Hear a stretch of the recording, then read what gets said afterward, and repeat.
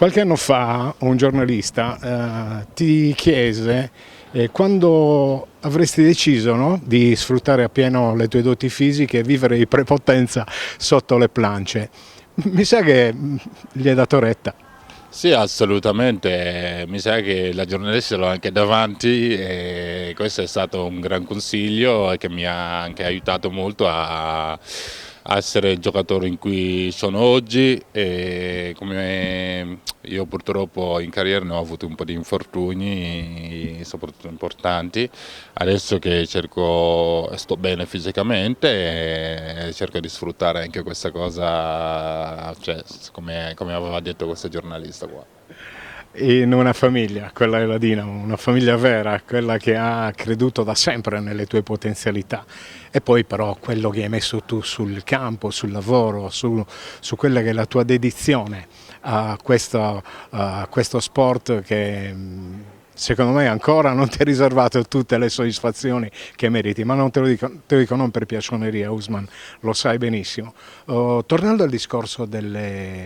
di un campionato strano, no? Si vince, si perde con tutti, ora la salvezza è matematica, si deve fare quel qualcosa di più, ve lo dovete voi sicuramente.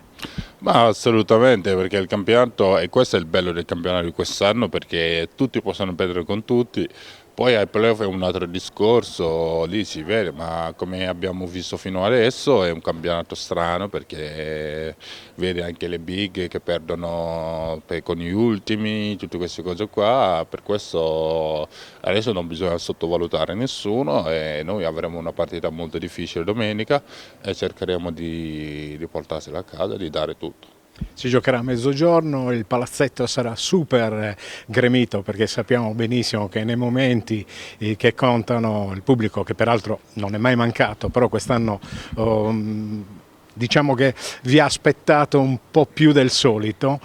ci sarà da battagliare. Però la cosa che mi piace sottolineare e che avete anche ribadito in sala stampa, tu hai una responsabilità doppia perché io mi farà piacere chiamare il capitano Ousmane Diop, mamma mia. Ma assolutamente sarà una cosa molto emozionante, ma come ho detto ai miei compagni in spogliatoio non cambierà nulla, ognuno di noi deve sempre portare qualcosa per far funzionare la squadra come abbiamo fatto negli ultimi mesi. Quindi per me non cambia nulla assolutamente perché come ho sempre dato il mio cuore e tutto quello che ho per questa squadra e continuo a fare così, assolutamente.